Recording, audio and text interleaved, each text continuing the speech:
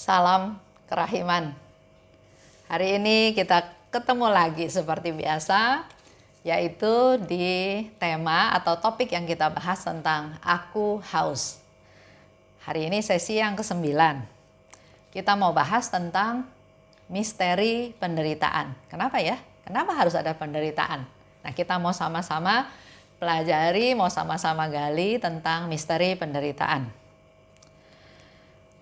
Kita semua mungkin pada saat ini sedang menderita. Atau juga mungkin kita pernah menderita.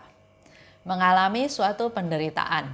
Apakah sakit penyakit, apakah kegagalan dalam usaha, dalam rumah tangga, atau dikhianati, ditipu, banyak hal yang kita alami menjadikan sesuatu yang saya menderita, ya.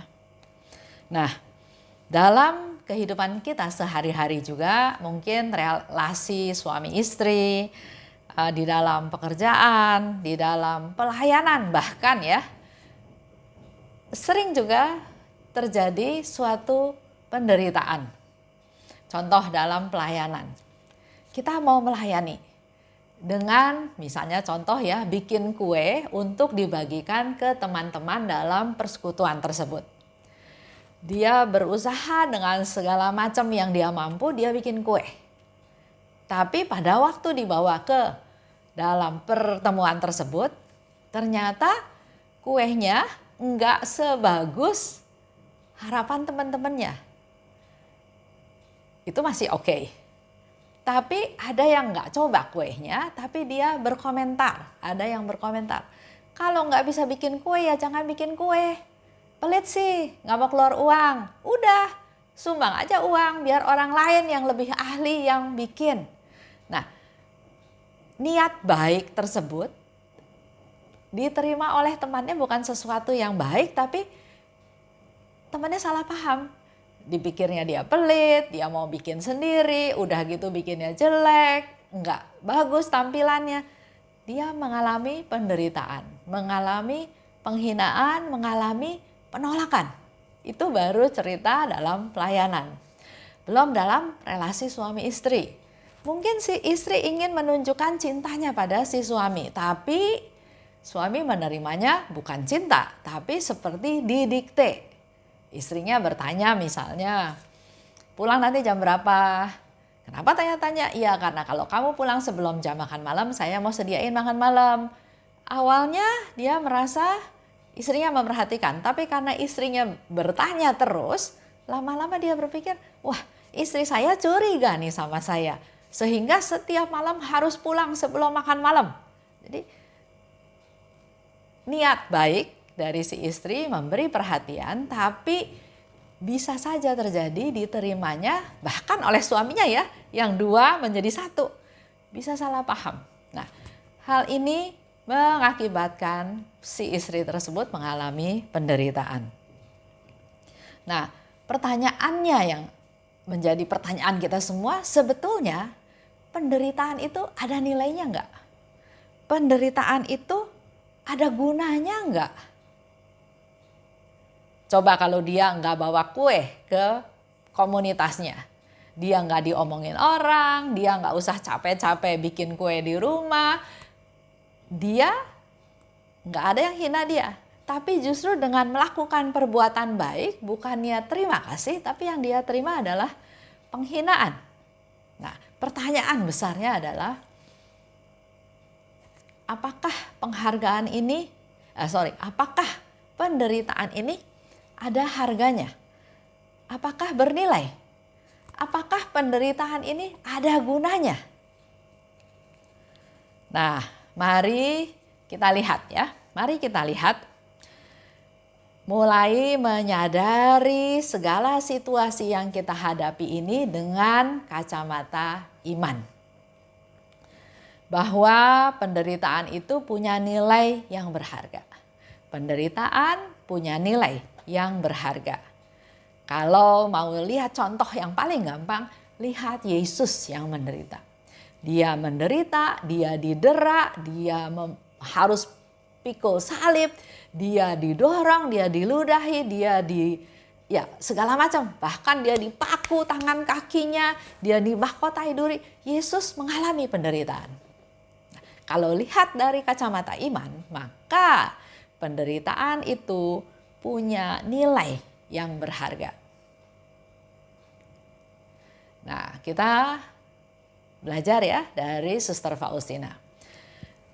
Reaksi atau respon tanggapan dari Suster Faustina terhadap penderitaan kita bisa lihat dari buku diary Faustina.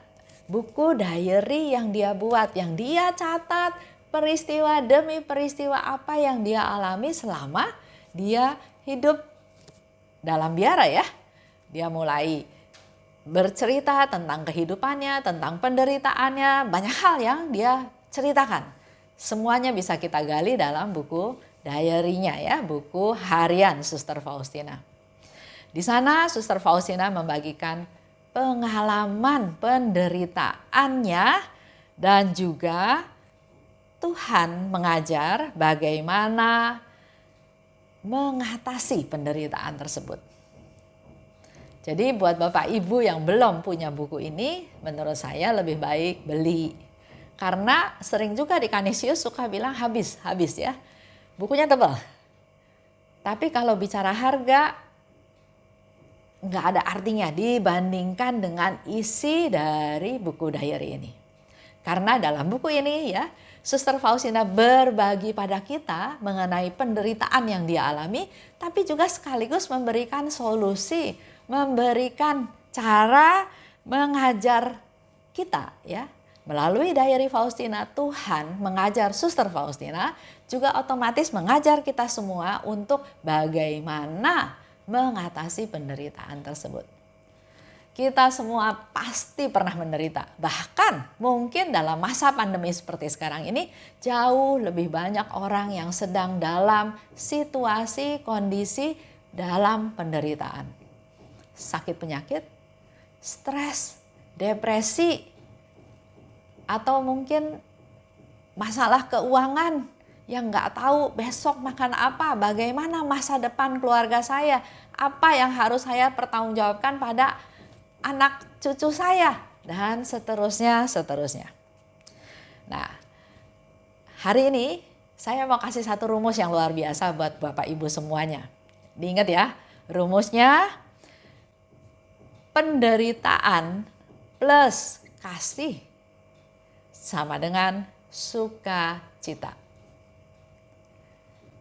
Kita lihat penderitaan dari kacamata iman, maka kita bisa mengambil satu kesimpulan. Ada rumus ya, kalau dulu dalam kuliah, dalam sekolah ada rumus-rumus ya. Nah, di sini rumusnya penderitaan plus kasih akan menjadi sukacita. Beberapa pengalaman dari Suster Faustina ya, pengalaman penderitaannya Suster Faustina bisa kita lihat dari buku diary. Tapi beberapa yang saya coba catat ya, misalnya dia mengalami sakit TBC yang terus makin lama makin parah, makin lama makin parah. Enggak menjadi sembuh, tapi makin lama makin parah. Ada rasa cemas, ada rasa sakit, ada ketakutan, ada kegelapan ya. Dia pernah bercerita juga bahwa doanya sepertinya Tuhan nggak berkenan. Semakin dia berdoa, dia merasa sepertinya Tuhan semakin nggak suka dengan dia.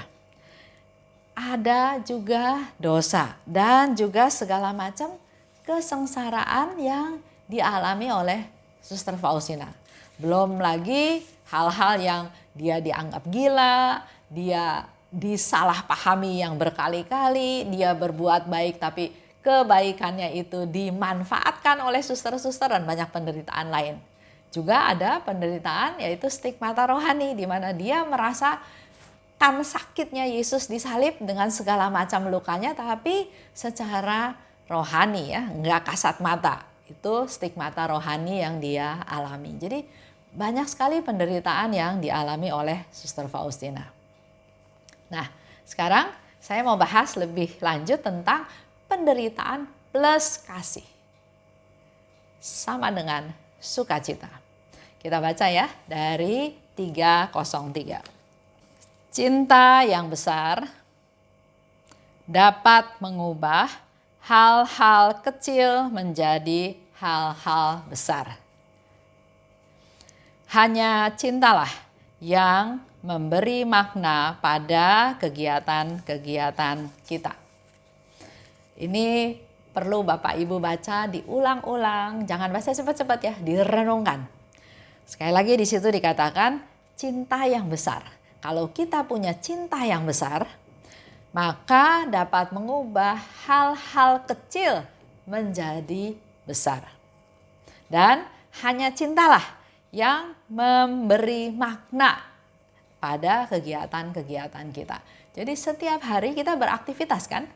Ada yang rutin, ada yang insidentil, tapi setiap hari kita ada aktivitas yang kita lakukan. Nah, kalau kita lakukan aktivitas itu atas dasar kewajiban, keharusan, contoh yang gampang. Membersihkan rumah, sapu rumah, pel lantai. Kalau kita lihatnya dari kacamata, saya punya tugas untuk membersihkan rumah. Suka nggak suka, saya sehat, saya sakit, saya harus sapu lantai. Saya harus pel rumah, lantai ya. Itu menjadikan sesuatu yang nggak menyenangkan karena dibebani dengan tugas, harus, kewajiban. Ya.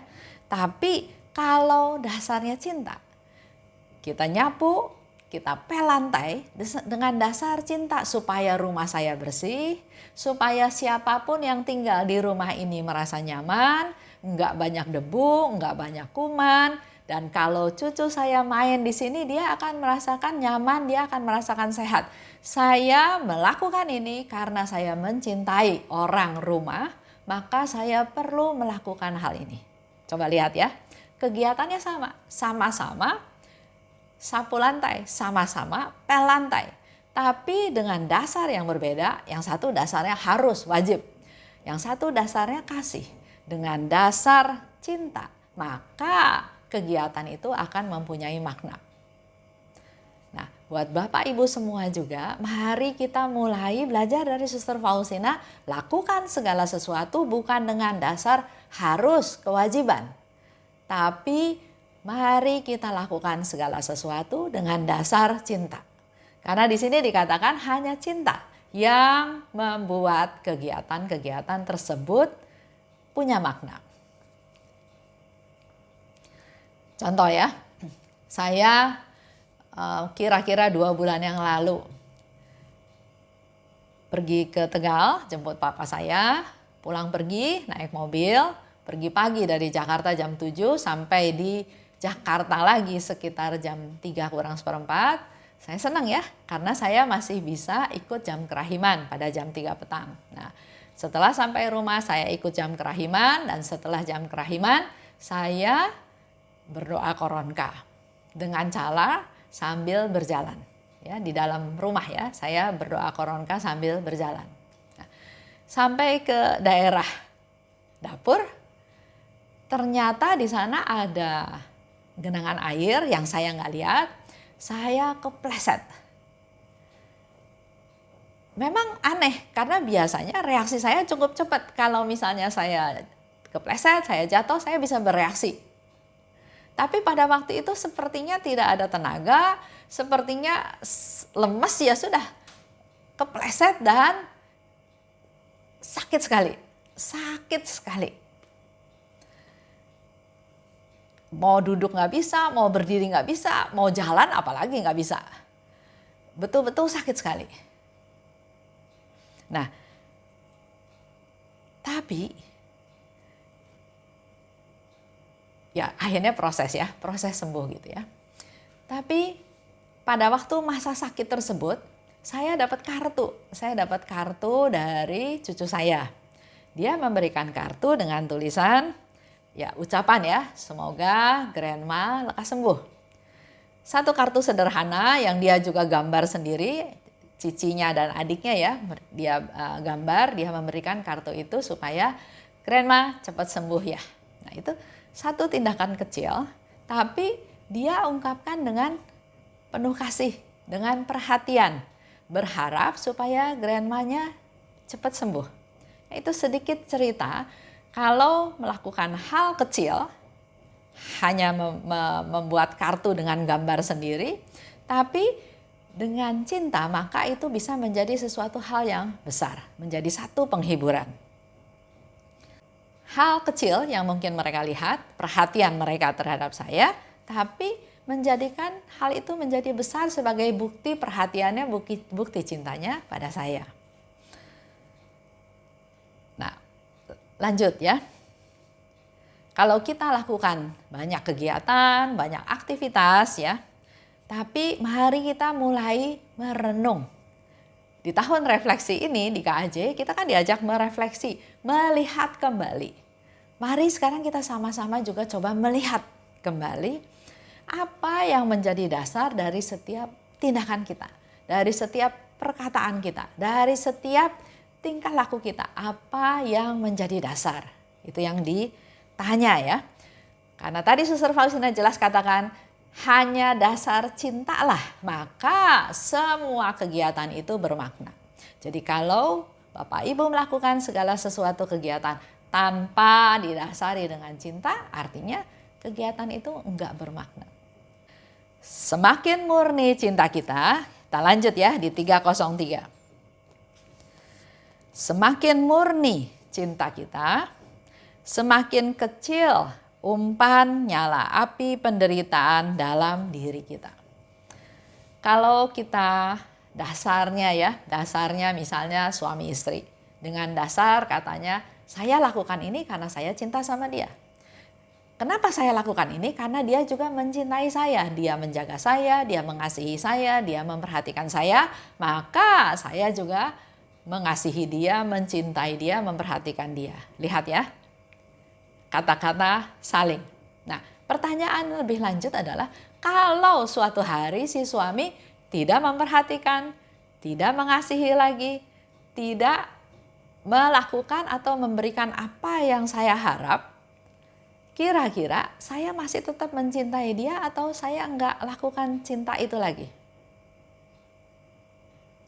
Dia baik sama saya baik sama dia. Dia berkorban untuk saya berkorban untuk dia. Ceritanya saling ya.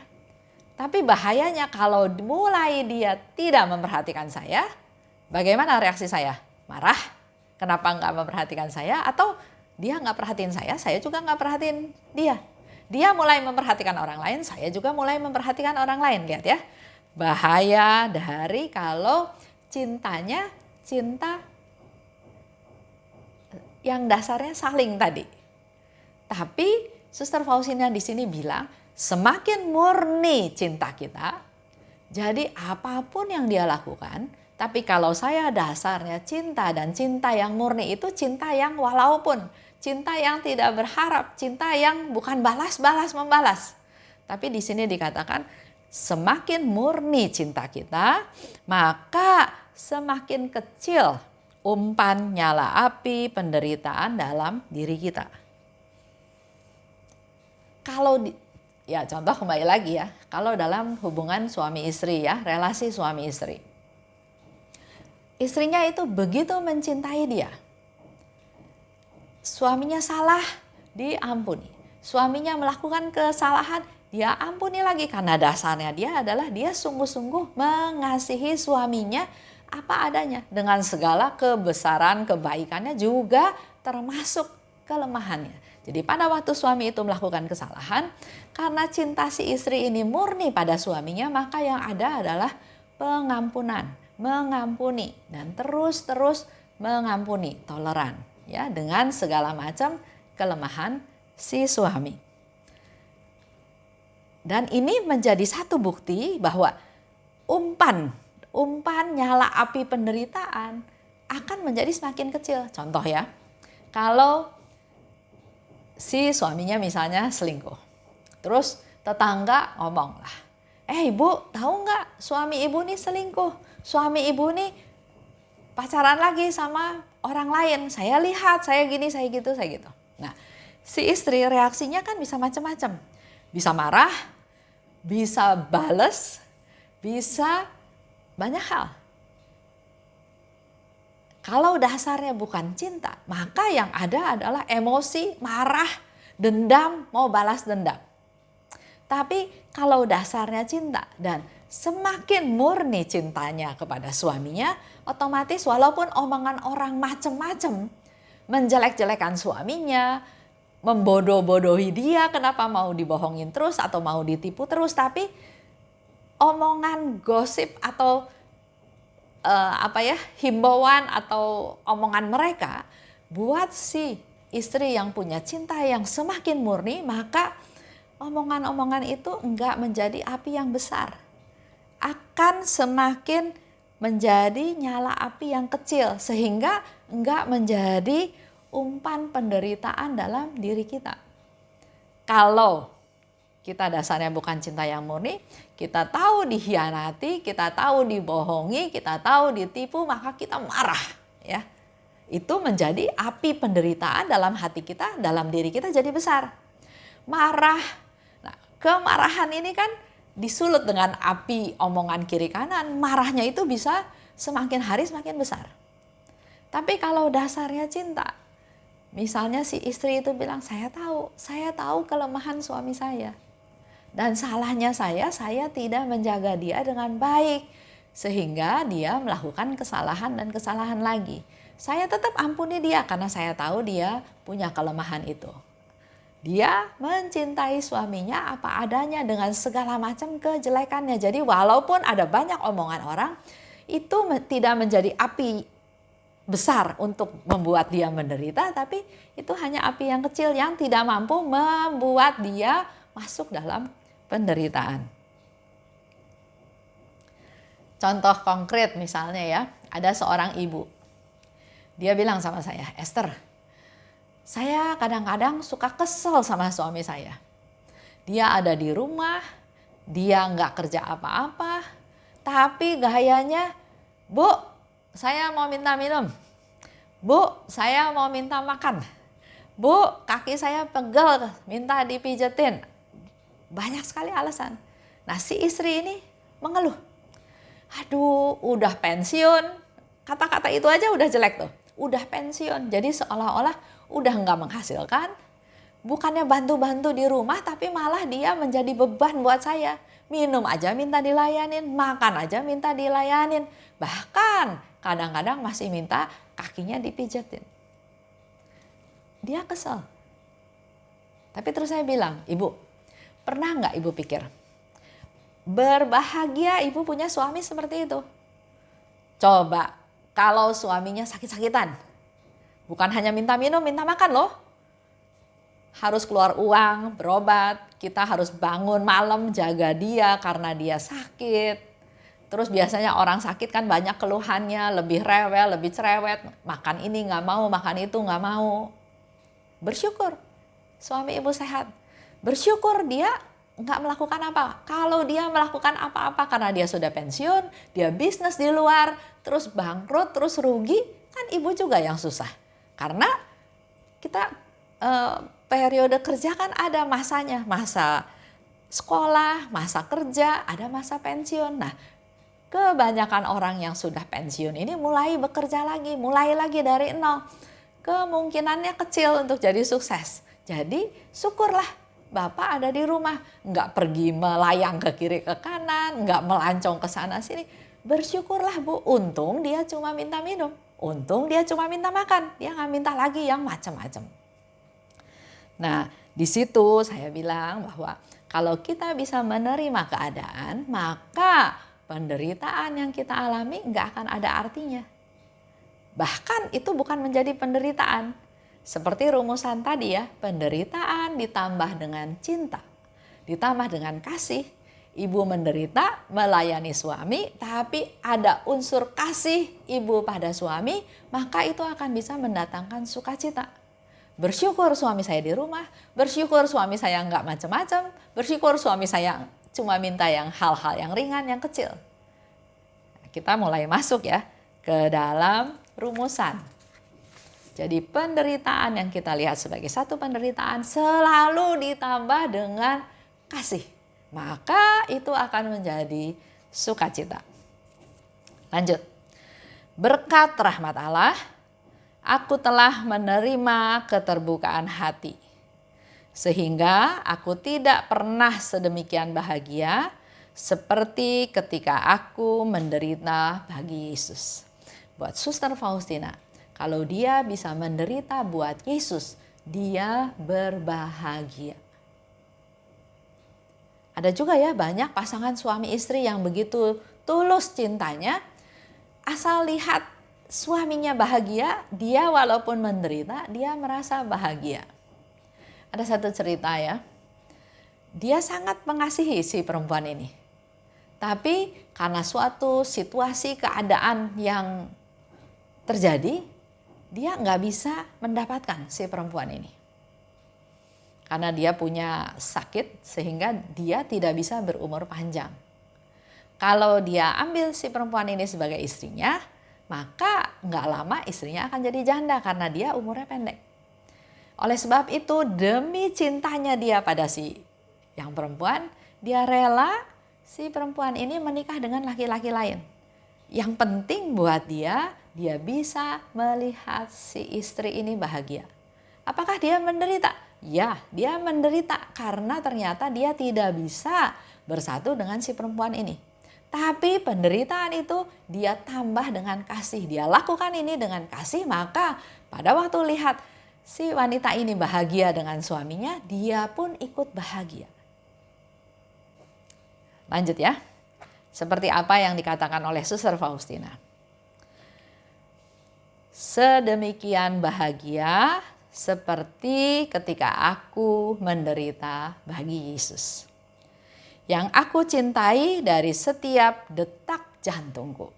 Ya, jadi seluruh hidupnya Suster Faustina dipersembahkan buat Yesus dan dia akan selalu berbahagia kalau dia bisa menderita buat Yesus.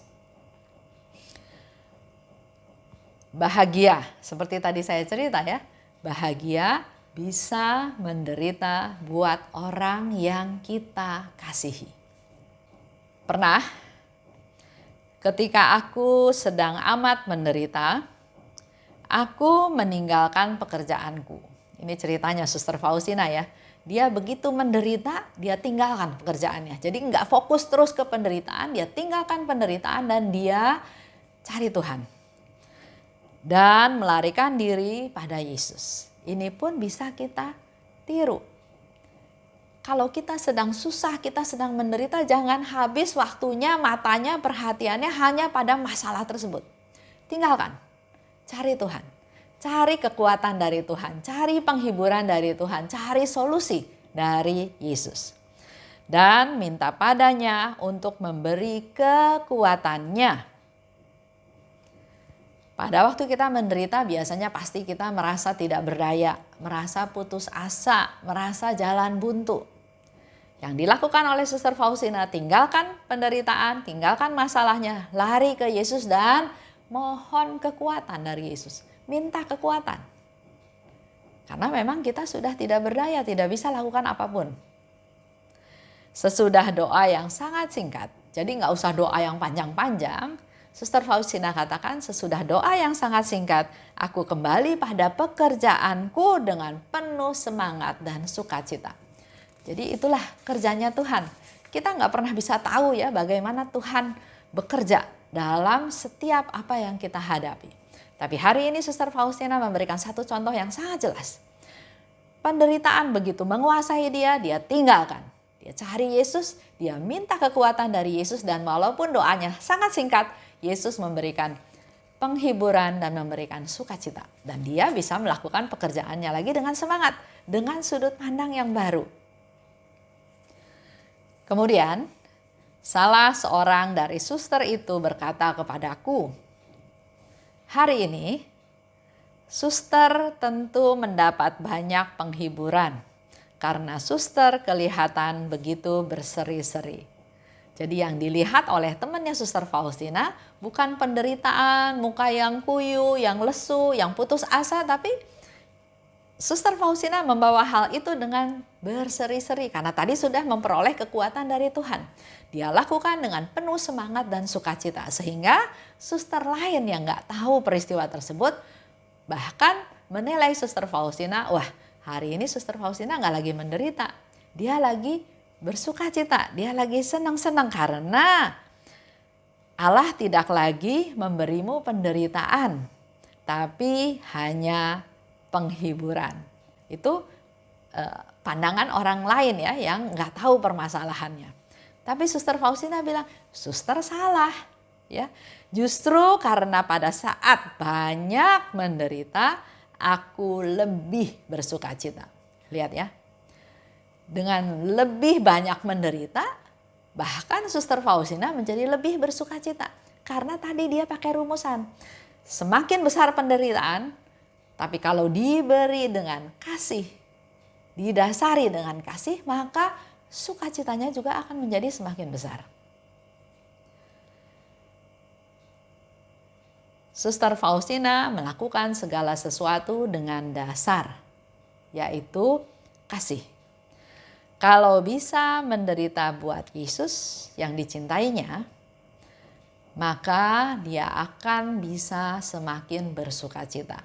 Kalau kita bisa berkorban buat orang yang kita cintai, maka yang kita dapat bukan penderitaan, yang kita dapat sukacita.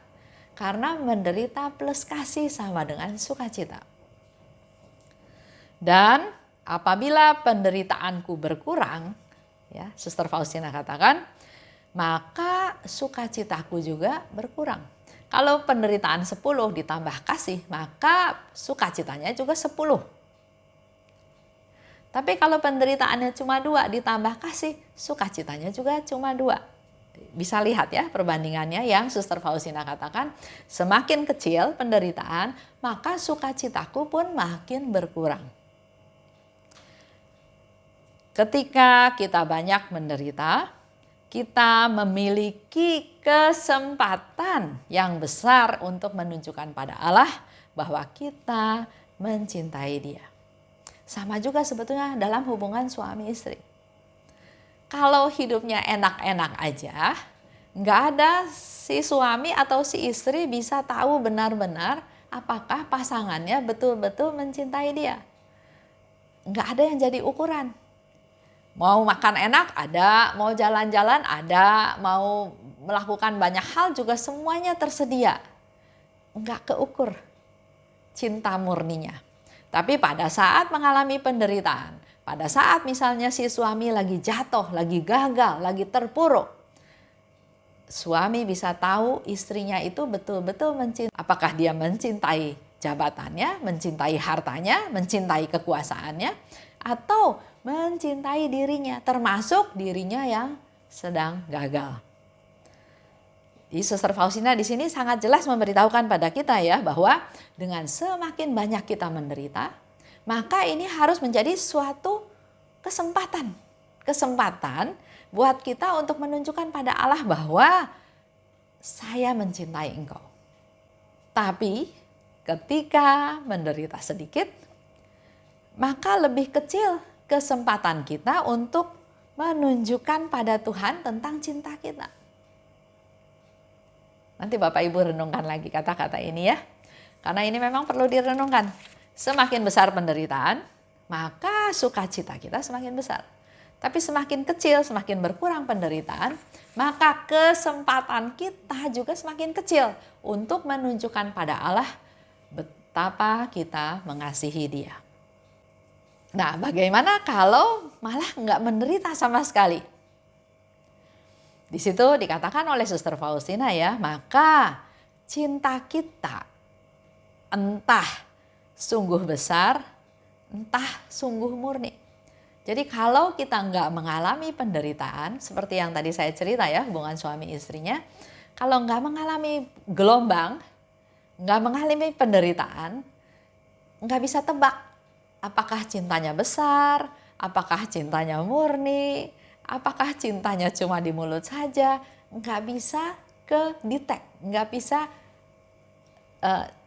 diketahui dengan benar. Dengan rahmat Allah, kita dapat memperoleh suatu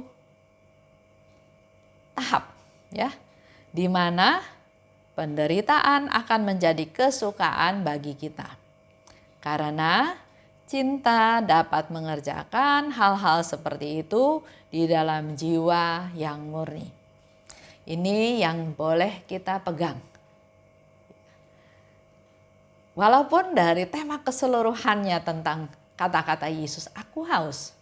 Yesus pun haus akan kita semua bisa punya cinta yang murni. Dan mari pakai cinta yang murni itu satukan dengan penderitaan yang kita alami, maka Tuhan janji itu akan menjadi sukacita. Di sini Suster Faustina dengan jelas mengatakan dengan rahmat Allah. Jadi kita memang tetap harus bersandar pada Allah, mengandalkan Tuhan, datang pada Tuhan, mohon pada Tuhan, mohon rahmatnya. Dikatakan dengan rahmat Allah, ketika kita dapat memperoleh satu tahap. Kita dapat belajar, dapat memperoleh kesempatan di mana penderitaan itu akan menjadi sukacita. Jadi melalui proses ya, penderitaan, melalui suatu proses, dikasih bumbu kasih, maka akan mendatangkan sukacita. Karena cinta dapat mengerjakan hal-hal seperti itu. Dengan dasar cinta, maka penderitaan yang dibalut didasari dengan cinta bisa menjadi sukacita. Dan memang hanya dengan cinta seperti itu bisa terjadi di jiwa yang murni. Luar biasa ya, kata-katanya Suster Faustina bisa kita dapat hari ini. Dirangkum menjadi satu cerita. Kita suka nggak suka, selama hidup di dunia ini kita akan mengalami penderitaan. Mungkin sedang, mungkin sudah, mungkin akan. Tapi hari ini kita dapat satu rumusan dari Suster Faustina bahwa penderitaan kalau didasari dengan kasih. Dan kasih ini adalah kasih yang murni. Dan kasih yang murni hanya ada di dalam jiwa yang murni, maka penderitaan dijadikan satu dengan kasih akan mendatangkan sukacita. Semakin besar penderitaan, semakin besar sukacita. Semakin sedikit penderitaan, semakin sedikit sukacita. Semakin sedikit kesempatan untuk kita punya kesempatan untuk menunjukkan cinta kita pada Tuhan. Tapi kalau tidak mengalami penderitaan sama sekali, bahkan kita nggak tahu. Cinta itu cinta yang besar, cinta itu cinta yang murni, atau cinta diri. Itu aja untuk hari ini. Minggu depan kita akan bahas tentang penderitaan itu suatu misteri. Penderitaan itu suatu harta karun. Penderitaan itu suatu rahmat. Terima kasih buat teman-teman semua yang sudah terus mengikuti acara ini demi acara setiap minggunya supaya iman kita tumbuh. Dan tadi di awal ya saya sudah katakan, mari kita lihat penderitaan-penderitaan yang kita alami dengan kacamata iman. Terima kasih. Salam kerahiman.